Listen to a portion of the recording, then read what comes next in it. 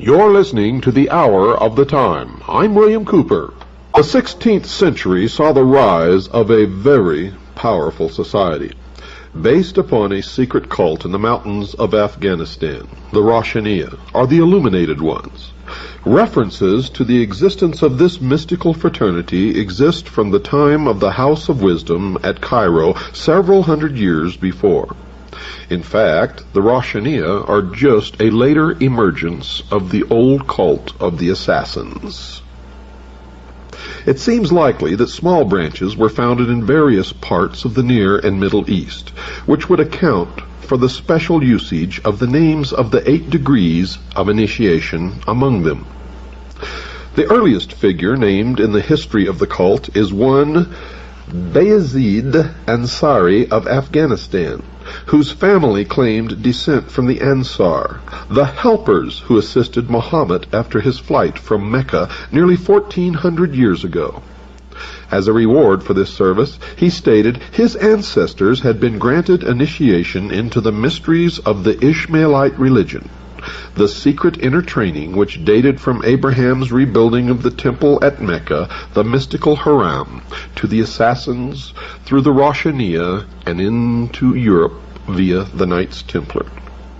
Bayezid's own father, however, was known to be as narrowly conventional as anyone in the country, and one account of the rapid rise of the sect has it that Bayezid, after a period of preparation for the normal priesthood, was converted to his strange doctrine by a missionary from the Ismailis, the sectarians holding a secret doctrine supposedly handed down in the family of the Prophet, who maintained hidden lodges throughout the world of Islam, and also claimed, after the Crusades, to have penetrated with their ideas even Spain, Germany, France, and parts of Britain. However this may be, the Illuminated Ones soon became more than a headache for the governors of Afghanistan, the Mughal rulers of India, and their Persian neighbors. Not far from Peshawar, which is now in the northwest of Pakistan, Bayezid set up a small school where he carefully coached those who had been initiated by him in the knowledge of the supernatural that he claimed. A period of probation was expected from each candidate, during which he would go into periods of concealment or meditation, known as kilawat, or silence. During this time, he was to receive the illumination, which was emanated from the Supreme Being, who desired a class of perfect men and women to carry out the organization and direction of the world. Bayezid collected in this way, over a period of 3 years, about 50 staunch disciples, whom he had trained in obedience, and to whom, so we are told, he had shown a way whereby they could liberate their inner powers. Well, this meant that they were ready to follow his further instructions. These orders, according to what his opponents say, were that the whole sect would now become bandits, to prey upon the rest of the world, and all those who could not identify themselves by their secret sign were their legal and lawful prey. Little information is available from the other side, but 3 letters said to have been written from one branch to another contain in outline a plan to reshape the entire social system of the world, first taking control of individual countries one by one. And where have we heard that before? We've heard it from every one of the histories of all of these different sects of Mystery Babylon, which on the outward appearance seem to be different from each other. On the esoteric level, are one and the same religion, with one and the same plan, with one and the same goal, all working toward that end. And the end always justifies the means. Now something does survive of the degrees of initiation. The first was Salik, or seeker, followed by Murid, disciple, Fakir, humble devotee, Arif, enlightened one, Khwaja, master, Emir, commander, Imam, priest, and Malik, chief or king. This succession does not follow the usual pattern of promotion in the Muslim mystical secret societies, the tariqas, and seems to have been specially devised for this one. In the first 3 degrees, the candidate perfected himself by repetitions of certain phrases which were believed to carry power. Examples are these: Rabba, Afrina'a, Heya, Hafida, Khawaya. Of these words, all Arabic are Persian. The first stands for the concept of lordship, the second for creation, the third for life, the fourth for protection, and the last for absolute power. If they were repeated with deep meditation upon various forms of their manifestations in human life, it was believed the appropriate power would come into the devotee. Now, no special deity was worshipped, but it was believed that there was a supreme overall power, which was known by the sum of its individual powers, lordship, protection, and so on, a type of pantheism which works its way into the modern mystical societies of today. And that when one had meditated upon them all, and they had become the property of the invocant, he would thenceforward be a man of complete power. Now, folks, this kind of idea underlies a good deal of religious and magical thinking in many faiths, though it is seldom put in as concise a manner. The enlightened one of the 4th degree was he who could attain, during the rituals, complete identification with this overall power, and was guided by it in all that he did. It was said that he could communicate directly with the unknown or hidden supervisors. Now this meant that, apart from the guidance of the chief, he was free to suit his own pleasure in life. No theological or social bonds limited him. It is at this stage, said the illuminated, that the Arif could perform acts of wonder and magic, influence the physical world, and know the secrets of others. He attained this degree through the acceptance of him by the master, to whom he had confided his dreams and mystical ecstasies. The master alone really knew whether these were true or false experiences, and promoted him accordingly. Some people proceeded to the higher degrees without going through all the lower ones, because they were helped by the spirits of former illuminates who had died. The master, emir, imam, and malik degrees were reserved for the very highest men and women initiates. After the 5th degree, the segregation of the sexes in rituals was no longer practiced. Anyone of the degree of imam and higher could start his own lodge and make his own disciples.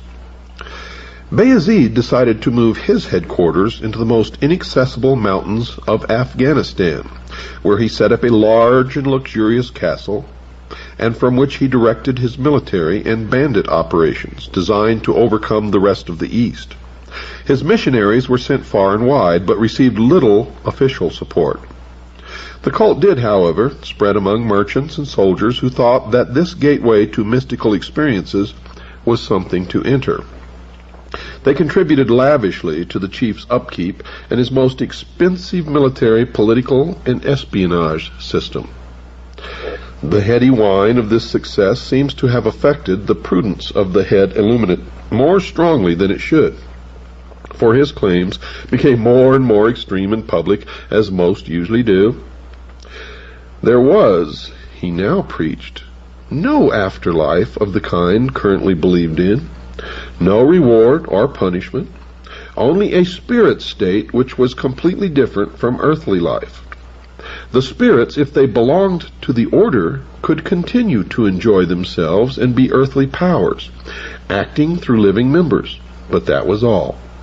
The preaching of this spiritual vampirism seemed to delight his followers as much as it infuriated his enemies, because Bayezid now gave out more and more of the new doctrine based upon his no afterlife creed. Eat, drink, be merry, gain power, look after yourself. You have no allegiance except to the order, he told them, and all humanity which cannot identify itself by our secret sign is our lawful prey. The secret signal was to pass a hand over the forehead, palm inwards, the countersign to hold the ear with the fingers and support the elbow in the cupped other hand. And you can see that sign be exchanged even today in the courts of law all over the United States of America between lawyers and judges, defendants and judges, prosecutors and judges, prosecutors and defending lawyers, etc., etc., etc. Bayezid took to himself the style of Pir Aroshan, or Sage of Illumination, and founded a city at Hashnagar, which was to be the center from which Illuminism was to spread all over the world. Now, each member of his following was given a new name upon entry. Does that sound familiar? And this name depended upon the guild to which he in theory belonged. According to Bayezid, all humanity was divided into professions. His were lamp makers. Some members were the makers, others sold lamps. Some were known as this kind of lamp, some another. Lamp of the darkness was a typical example. Among the other guilds noted are those of the builders. Does that sound familiar? Soldiers, merchants of various kinds, and scribes. They can be found today in organizations such as the American Medical Association or the American Bar Association, etc., etc. Writing in the 19th century, an Afghan scholar who was by no means fond of the society of the Roshaniya claimed that they were, in fact, an organization devoted to fighting against the tyranny of the Moguls, and that the banditry and strange doctrines attributed to them were untrue, allegations by interested parties. He based this upon two manuscript copies of the objectives of the order, which seem to have stated that it was dedicated to influencing people of importance throughout the East and West towards greater justice and self-training into the immense capacities of the human mind, whereby wonders can be caused and through which the harmony of the world will be established.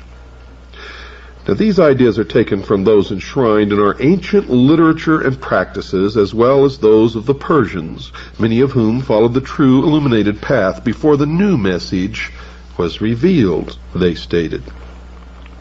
In the end, the imperial Mogul decided that something must be done about the widespread power of the militant mystics of the Hindu Kush mountains. The governor of Kabul arrested Bayezid, clapped him in irons, and paraded him through the streets to show that here was no supernatural being.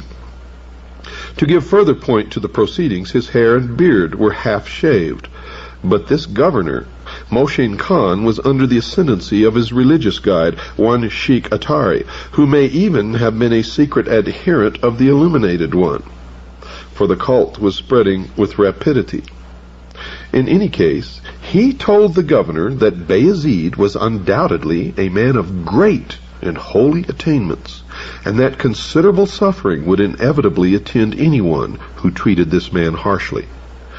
Bayezid was allowed to escape. The indignities to which he had been subjected kindled his illuminism still higher. Calling his numerous companions, he retired to tribal Tehra, where he set up a military and court atmosphere which is still remembered for its glamour, fervor, and mystery. India and Persia were to be overcome by force of arms, he announced. To that end, many more were to be enrolled into the ranks of the illuminated. Enthusiastic scenes throughout Afghanistan resulted from the proclamation, which was carried far and wide to the accompaniment of kettle drums and wild sword dances. And when he was ready, Bayezid, attended by his halqa, or circle of dervishes, led the campaign into the lush land of India. Intercepted by the Moshin Khan, whom he had earlier escaped, he was wounded, put to flight, and he eventually died as a result of this encounter. His son, Omar Ansari, proclaimed himself leader, and immediately ordered an attack upon the Pathan tribe of the Yusufzai, who had allied themselves with the Mughal. He was killed by the hillman, and his own son, quote, the servant of the one, unquote, took over the leadership. And by the middle of the 17th century, this youth had been killed defending his castle against a Mughal expeditionary force. His infant son escaped with some of his followers into Afghanistan proper, where the cult was restarted. The descendants of this Abdul Qidar, servant of the powerful, continued to rule the fanatics and to send their teachers far and wide. The creed eventually split into two divisions, the military and the religious. And nowadays it is only the followers of the latter who survive, still a secret cult which might, given the right conditions, have touched off a movement as important as that of the assassins. Now, 40 years after the last religio-military leader of the Afghan illuminated ones died, a society of the same name, the Illuminati, came into being in Germany, formed, it is said, by Adam Weishaupt. The young Jesuit priest, a professor of canon law at the Jesuit Ingolstadt University. Coincidences of date and beliefs connect these Bavarian Illuminati with the Afghan ones, and also with the other cults which called themselves illuminated. In actual fact, they are all the same. The beginning of the 17th century saw the foundation of the illuminated ones of Spain, the Alumbrados, condemned in an edict of the Grand Inquisition in 1623. Out of which the condemned Ignatius Loyola emerged as a man immune to prosecution, arrest, or accusation from any king, prince, or prelate, as the head of one of the most powerful secret societies ever organized, the Society of Jesus, now known as the Jesuits. Ignatius Loyola had been the leader of the Alumbrados in Spain, and it was his sect, the Illuminated Ones, or the Alumbrados, which became the Society of Jesus. In 1654, the illuminated Guernets came into public notice in France. Now, documents still extant show several points of resemblance between the German and Central Asian Illuminists, points which are hard to account for on the grounds of pure coincidence, and yet which still might, one supposes, be nothing more than that. The Prophet Muhammad, for example, is claimed as an initiate by the Western Illuminati. Their calendar is the very same which survived in current usage in the former Iranian territories among the Afghans of the time. New Year's Day with them was the same day as the Persian and Afghan Newroz festival. Further, the degrees of initiation, although seemingly artificial ones coupled with some of the degrees of Freemasonry, were also 8. And there are parallels in the naming of the individual degrees. Like the Roshaniya, the Illuminati stated that they had the objective of gaining important converts for the purpose of improving the state of the world. A comparison of the degrees shows the similarity. In the Roshaniya, the seeker, and in the Illuminati, the apprentice. In the Roshaniya, the disciple. In the Illuminati, the fellow craft. In the Roshaniya, the devotee. In the Illuminati, the master. In the Roshaniya, the enlightened one. In the Illuminati, the Illuminatus major. In the Roshaniya, the master. In the Illuminati, the Illuminatus dirigens. In the Roshaniya, the commander or emir, and in the Illuminati, prince. In the Roshaniya, priest. In the Illuminati, priest. In the Roshaniya, king or chief. In the Illuminati, king. Now, the early stages of initiation were designed to admit people into the brotherhood, to test them for reliability, and possibly to train them for responsible tasks connected with the greater diffusion of knowledge. Even in higher degrees, it seems that tests are also applied. Those who were to become priests, for example, were taken to a secret place where a throne stood, with before it the choice of priestly or royal regalia. The aspirant had to make the choice. Those who opted for the symbols of worldly power were dismissed promptly, but candidates taking up the sacred vestments were saluted with the phrase, "Hail, O Holy One." The members of this degree were considered teachers in whose hands was the training of disciples. Priests identified themselves with a secret sign. Both hands crossed were placed flat upon the head. In shaking hands, the priest extended his palm with the thumb held vertically upwards. The countersign was a fist with the thumb enclosed within it. Princes were those who could influence events at a very high level, either in academic or political affairs. The room in which the initiation to this high and secret degree was celebrated was hung with red. The garments which the prince was to wear were red and white. Now these are, of course, the colors of the Ishmaelis as well. In the ritual, the candidate is presented as a slave and states that he wants to liberate society from tyranny. The sign of the degree was the extending of both arms. As the countersign, before taking the hand of another, the prince gripped both his elbows. In 1786, a raid upon the house of an influential lawyer, Zwack, revealed secret papers connected with the order. And it is through those that many of the inner workings of the organization became known. Men were to be influenced through their women folk, and a large-scale plan for initiating women members was at an advanced stage of development. It has been widely claimed and touted that many of the charges which were made against the German Illuminati were false, and that the possession of instructions, for instance, on forging seals, was due to the fact that the lawyer Zwack had a collection devoted to that subject, as a matter of legal interest to him.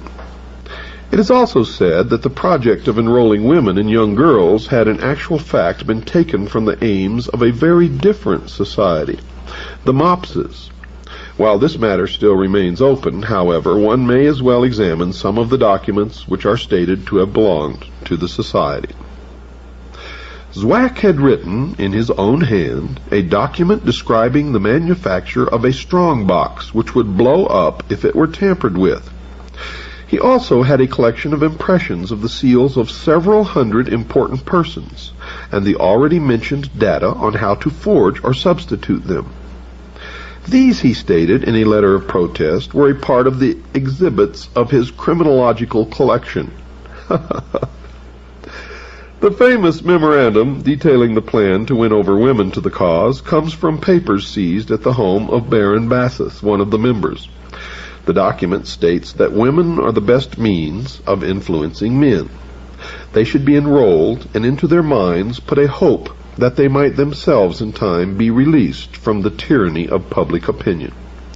Another letter asks how young women can be influenced, since their mothers would not consent to their being placed under the Illuminati for instruction. 5 women were suggested by one member as a start. They were 4 stepdaughters of one of the Illuminati, who were to be placed in the care of the wife of yet another illuminated one. They, in their turn, would enlarge the society through their friends. It was further mentioned that women are not considered to be really suitable for such an undertaking, because they are, quote, fickle and impatient, unquote. But the order was most sorely hit by the fact that something quite discreditable to the character of the founder was discovered, and it was thought that he might be trying to use the organization for personal reasons. Now, the establishment version goes something like this. Weishaupt, upon the suppression of the order, refused a pension which he was offered after he had been dismissed from his professorial chair. He attributed his downfall to the machinations of the Jesuits, whom he hated, and who had opposed him, as he was not of their number, whereas they considered the university post which he held to be a long-standing prerogative of their own. And nothing could be farther from the truth, for Adam Weishaupt was himself a Jesuit priest, holding a professorial chair at a Jesuit university.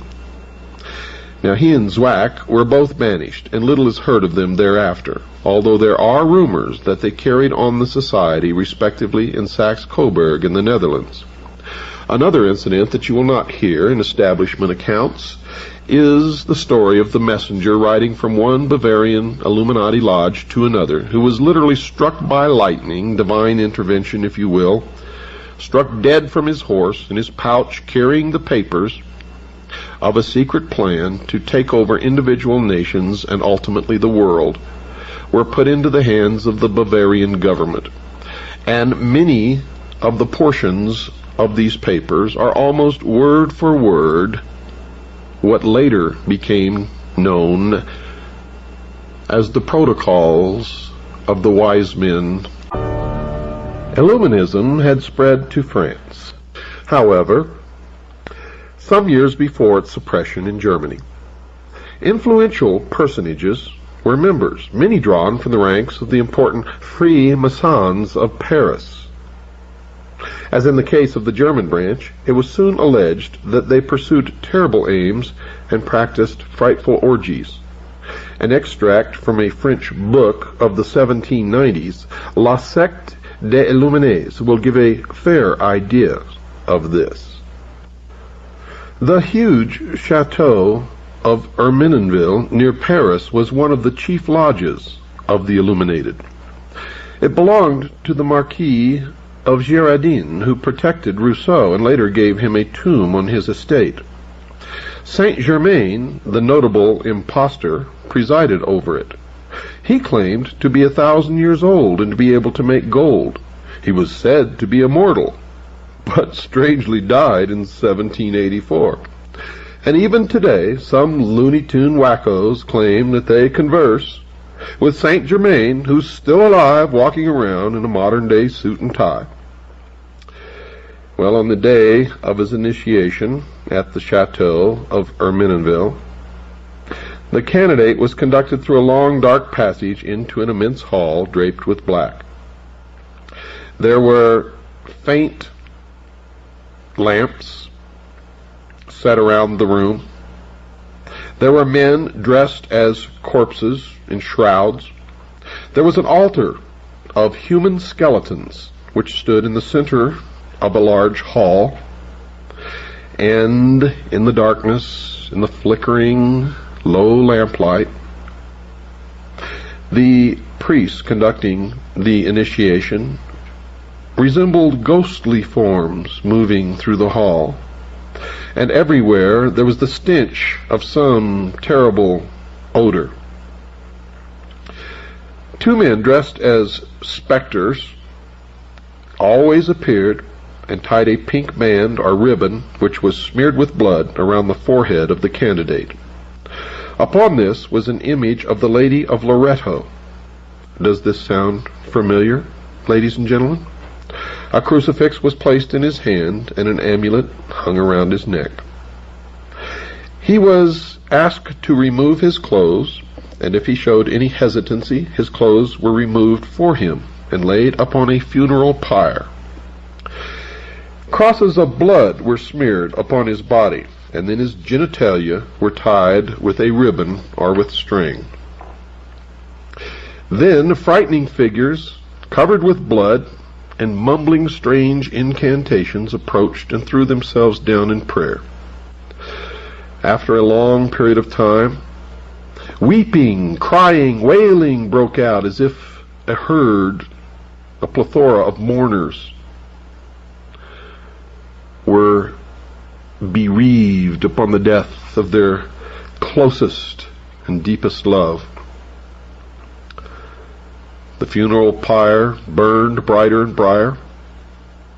All of the clothes of the initiate were consumed. And from behind or near this fire, one of the priests emerged almost as if he had taken form from the smoke of the pyre itself. And the 5 figures went into convulsions, and loud wailing and screaming took place. And then came the voice of someone concealed behind a curtain. These oaths which the candidate had to repeat. Quote, "In the name of the crucified one, I swear to sever all bonds which unite me with mother, brothers, sisters, wife, relatives, friends, mistress, kings, superiors, benefactors, or any other man to whom I have promised faith, service, or obedience."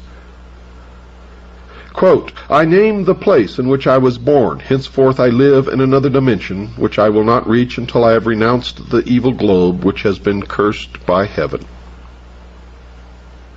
From now onwards I shall reveal to my new chief all that I have heard or found out, and I shall also seek out and observe things which might otherwise have escaped me. I honor the aqua tofana. It is a quick and essential medium of removing from the earth, through death or robbing them of their wits, of those who oppose truth, and those who try to take it from our hands. I shall avoid Spain, Naples, and all other accursed lands, and I shall avoid the temptation to betray what I have now heard. Lightning will not strike as rapidly as the dagger, which will reach me wherever I may be, should I betray my initiation." Unquote. Then a 7-branched candelabrum bearing 7 black candles was placed before the candidate, and a large bowl containing human blood. The candidate washed himself in the blood and drank a quantity of it. The string around his genitalia was removed, and then he was carried to a bath to undergo complete ablution. After this, he was given a meal composed of root vegetables. Now, folks, while it is possible that such ceremonies as this have actually taken place, and we know that they have, because it is the exact ceremony that George Bush underwent in the crypt, or what is known as the tomb, the Skull and Bones, at Yale University. But it will be recalled that such items as human blood are generally not of the genuine variety in any society other than those reputed to be dedicated to criminal or perverted ends. Well, I have this to say: no one knows but those who actually take part in the ceremony, whether it's chicken blood or human blood or pig blood or cow's blood. And as with the initiations of other societies, there is no doubt that the candidate may have been made to believe that he was actually going through an initiation which involved horrible things of this nature, such as human blood. Initiation into the ancient mysteries was often accompanied by the exposure of the candidate to fear and other emotions in order to make him receptive to the oath or message which was to be made manifest. It has been said, folks, that the European version of the Order of the Illuminati contributed in no small measure to the development of revolutionary doctrines which eventually culminated in the Russian and other communist machines. And in fact, for those of serious study who have perused the depths of the available material, as I and others have no doubt whatsoever that communism, international socialism, is the direct product of the mystery schools of the Illuminati, as was the formation of this nation, which was guaranteed to lead us in to what is known as the New World Order, Novus Ordo Seclorum, the formation of a one-world totalitarian state ruled by benevolent despotism, is the way that they put it. And there is little doubt that the order was dedicated to the overcoming of princely power as it was then known, and to the diffusion of anti-religious ideas. And this can best be seen by examining the development of the teaching of the member as he progressed from one degree of initiation into the next. Now, folks, many young enthusiasts with a taste for mystery and a desire to fight oppression in any form were drawn through a deliberate plan from the ranks of all of the colleges and universities and from all of the other supposedly benevolent fraternal organizations. After an oath of obedience and silence had been extracted from the candidate, he was then handed over to a director or teacher, or, if you will, hierophant, to be taught that the order was one of discipline and effort, and that the final objectives were to do good through leaving aside all preconceived notions, and upon the basis of free thought, to lead mankind to salvation. But salvation granted by who?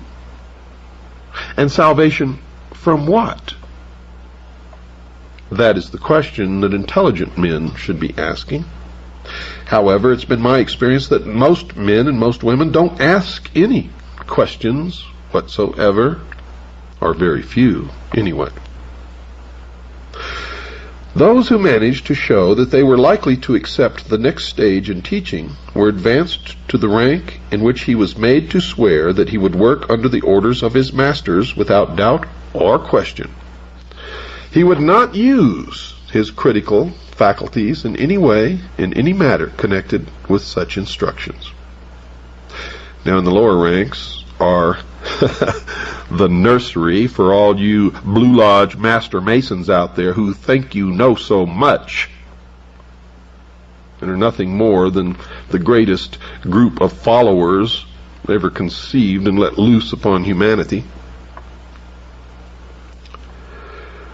Yes, in the nursery, the member was very much in the dark as to the way in which the order was run and how it should accomplish its design of freeing the world. As he progressed, however, he found that a part of his service to the society was to gain financial and social power, and to place them at the disposal of the group. Indeed, he was expected to be a diligent Mason, and to try to gain control over Freemason funds. It was not until the 10th rite of promotion had been completed that the member was given, with the grade of priest, certain definite knowledge. And now today, in the order known as the Scottish Rite, this information is not given until the candidate actually reaches the 30th degree, according to the actual writings of the man who was the Grand Commander of all Freemasonry of the world and of the Scottish Rite of Freemasonry in the United States, Mr. Pike, General Pike. Well, this knowledge included the fact that the Illuminati were proposing to destroy princes and prelates throughout the world, and were to remove forever the feeling of local nationality from the minds of men. Another goal was to destroy all existing religions. The ways in which this was to be done involved infiltrating high positions in education, administration of government, the military, and, of course, the press. The very highest degrees showed that the rationalism and materialism of the thinkers who developed it were determined to stamp out all belief in religion, God, and any faith in a deity, the initiate was told, were human inventions, and they had no meaning whatsoever. Now, this was developed further, and the member who arrived at the highest position in the order, or that designated as Rex or King, learned that he was now the same as any king, on the same level, with the same rights and the same divine right of rule, and that all men were capable of equal advancement. But all men were not equal. Hence the need for kings over man was an illusion perpetrated by those in power, and this perpetration was to be broken at all costs. And the highest, or the man who sat at the head of the council of hidden supervisors, made up of 9 members, was designated as Rex Mundi, or literally translated, King of the World. In their machinations to overthrow, topple the kings and queens of all of the countries of the world from their thrones, they established the United States of America in the English colonies in the New World, and its ultimate goal, its secret destiny, was to be the catalyst to bring into the world what they called the Great Society, or the New World Order. And it certainly worked. Dear listeners, as you can look back through history, the granting of the common man of liberty, fraternity, equality, freedom that he had never tasted or known before in history lit the spark that then ignited the French Revolution, of course, with the leadership and the manipulation of the people of the Illuminati, the lodges of Freemasonry, the Ancient Order of the Rose and Cross, and others. At the highest level are all the same, with the same goals. And this spark of revolution spread throughout the world. And until we all grow up and learn how to stop this, it will continue. As the secret societies propel us, manipulate us, deceive us, lie, operating in secret, infiltrating everything decent and good that man has ever built, destroying it from within, bringing closer and closer their goal of what they believe to be a utopia on earth, a one-world, totalitarian, socialist order. They hope to create the world where they will rule, as being the ones who possess the only truly mature minds. They will establish a council of advisors to a world charismatic political and religious leader who will be the outward rule, but he will really take his orders from this benevolent despotism, this council of learned elders, and everyone on the face of this earth will be under total control for every 24-hour period of their lives. There will be one world religion catering to the needs of man, not man obeying the laws of any god. The general rule will be, as has been touted many, many times by these people, do as thou wilt shall be the whole of the law. And even murder will be considered to be a learning experience, provided that the perpetrator actually learns something. People who exhibit violent tendencies as a matter of normal behavior on their part will simply be eliminated. Ladies and gentlemen, I hope this is beginning to come together and make sense to you. If it doesn't, as yet, we have a long, long way to go, as you have probably already begun to understand.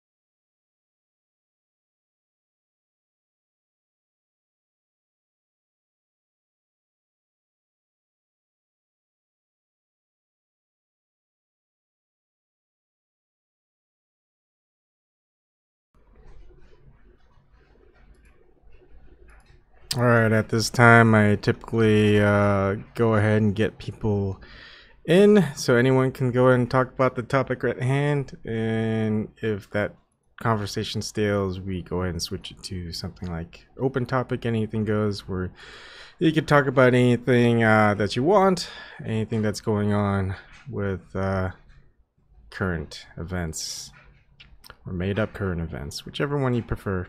There's plenty of that going around. Okay, let's see.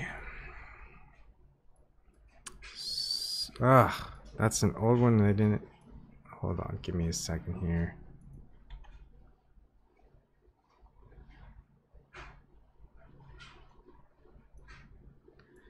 Here we go. So that is on the YouTube chat or YouTube description to join. Give me a second. I'm going to update the info on Steam it.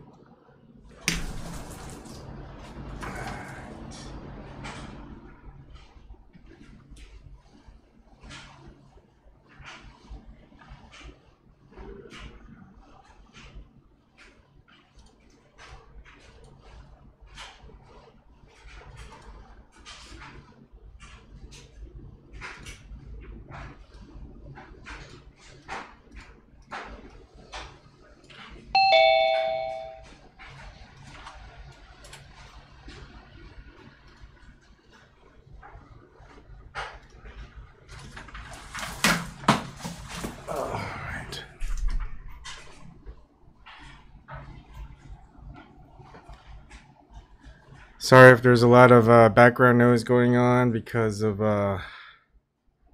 laundry's also in the basement. Thanks, Ed, Jersey. All right. Yeah, so there's a lot of videos out there of his broadcasts in the past. So if anyone wants to go and watch them or listen to them, you can. I'm just restreaming it so people can talk about it. It's one thing listening. Hey, how's it going? Another thing is being able to talk about it. I've got some awesome news for Garden Gnome. TYT now has TYT audio, so he can listen to TYT 24/7. I don't think he has that much energy to, you know. Even when he's at work, man, you can just plug in the earphones, hear Anna, get a hard on, you know, go for it. All right. Save that for later.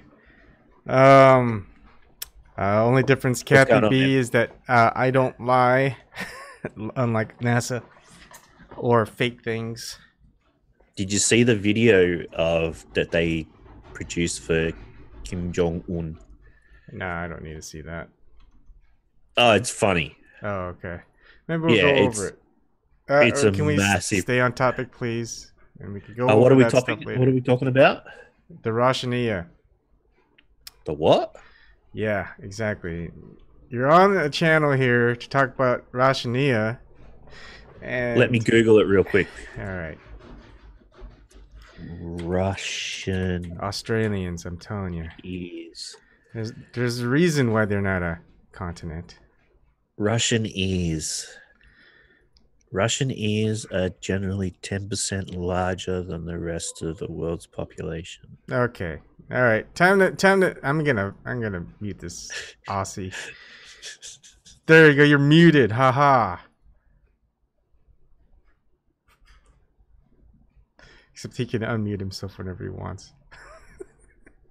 But I just make it more difficult for him. I just keep unmuting and muting so he doesn't know whether to mute or unmute. I'm just kidding. All right. Okay. Are you talking about Russian beers? Yeah, Russian beers. All right. We're going to go ahead and stop. Looks like there's going to be no interest in the Roshaniya because we'd rather talk about Russian years. Okay. So stay on. You guys can keep watching. I'm going to switch it to open topic.